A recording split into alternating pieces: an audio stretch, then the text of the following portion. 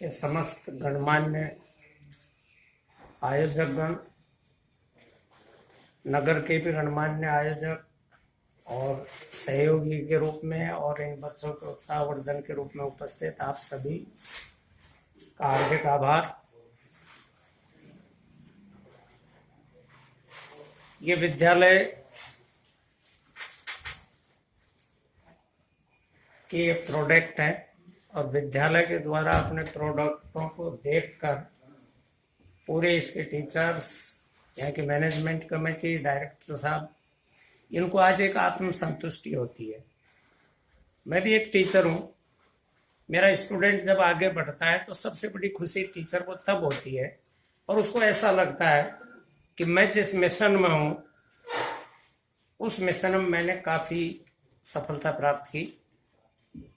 आप सब जो भी नवचयनित कैंडिडेट्स हैं, आपसे मैं केवल एक रिक्वेस्ट करूंगा कि आप जिस सेवा में जा रहे हो, थोड़े दिनों बाद वहां एक ग्लैमर बहुत तगड़ा है और वो ग्लैमर आपको पथभ्रष्ट कर दे।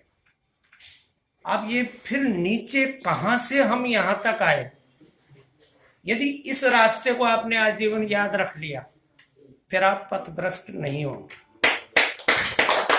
एक खेत में की बात है हमारे लिए कि हमारे यहाँ से हमारे सामने 3 टीम आरएस बैठे हुए हैं और ये इनकी मेहनत के साथ परिवार की मेहनत सबका फल हमें प्राप्त हुआ है।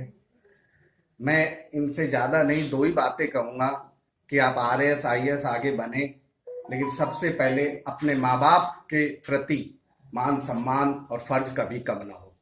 यदि आप उनका हमेशा रखोगे तो इस उपलब्धि से भी ज्यादा बड़ी उपलब्धि है अपने माँ बाप का मान सम्मान और उनकी इज्जत। एक प्रतिद्वंद्विता में आप विचारों की भिन्नता रखें, मन की कभी भिन्नता न रखें। किसी से भी विचार भिन्न भिन्न हो सकते हैं। इसका सबसे ताजा उदाहरण यह है कि आरएस साहब बने, इनके भाई मेरे विरुद्ध ही चुनाव लड़े। आज भाई साहब बैठे हैं, हमने एक साथ एक दूसरे के विरुद्ध चुनाव लड़ा, लेकिन मन से कभी कोई संकोच या कोई भेदभाव आज तक पैदा नहीं किया। आज भी वही व्यवहार है। दूसरी बात, आप मेहनत करें। 2 समांतर रेखाएं हैं, आप अपनी रेखा को आगे बढ़ाएं, दूसरे की को काटने की न सोचें। आप अपनी रेखा बढ़ाओ, अपने आप आगे बढ़ोगे। दूसरा चल रहा है उसको चलने दो। और जीवन में कभी चाहे दुआएं किसी की लो या न लो, पर बद दुआएं कभी मत लेना। ये अपने जीवन में जब सर्विस करो तो ये ध्यान रखना कि अपन किसी का भला नहीं कर सकते लेकिन बुरा किसी का ना हो।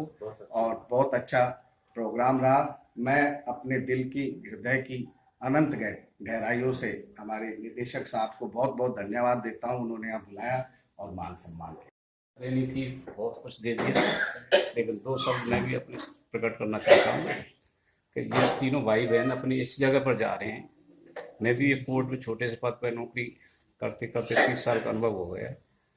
3 जगह ऐसी होती है, जैसे गिनाएं तो एक हॉस्पिटल होता है, एक अपने कोर्ट होता है, एक पुलिस थाना होता है। तो वहाँ हर आदमी कभी भी ये बात महसूस करोगे, वहाँ कोई सुख में नहीं जाता, वहाँ कोई न कोई पीड़ा हुई तो ही जाएगा। लेकिन वहाँ जो सेवा के लिए बैठे हैं, अगर वो पीड़ा वाले को और पीड़ा दें तो ये बिल्कुल असहनीय, असामाजिक और किसी भी प्रकार से आपका भला नहीं कर सकता।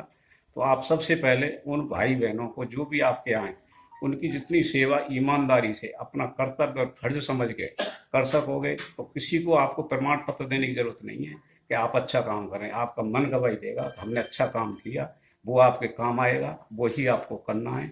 लोभ प्रलोभन में कभी मत पड़ना। शास्त्रों में भी लिखा हुआ है, सगा किसी का दगा नहीं है, किया नहीं तो घर देखो, जिसने जिसके दगा किया है जाकर उसका घर देखो। तो ये वैसे दोनों भाइयों के ऊपर होता है, कभी भाई से दगा नहीं करना चाहिए। लेकिन माँ तुम्हारे भाइयों का बंटवारा नहीं होगा, माँ तुम्हारे भाइयों का कोई मैटर नहीं आएगा। भाई का मतलब माँ आपका जनता से, प्रजा से होगा। जो भी आ रहा वो तुम्हारा भाई आ रहा, उसके साथ कभी भी दगा नहीं किया। एक भाई को आपने फेवर कर दिया, एक को अनफेवर कर दिया। जैसा भी हो आपको बिल्कुल तराजू पर ही तोल के न्याय करना है। आपको इस पद पर पहुंचाया है भगवान की कृपा से, सबका सहयोग से, गुरु जी की असीम कृपा रही है आपको पढ़ाने में और शिक्षा देने में। तो इनका सबका ध्यान रखते हुए परिवार का, समाज का नाम रोशन करें।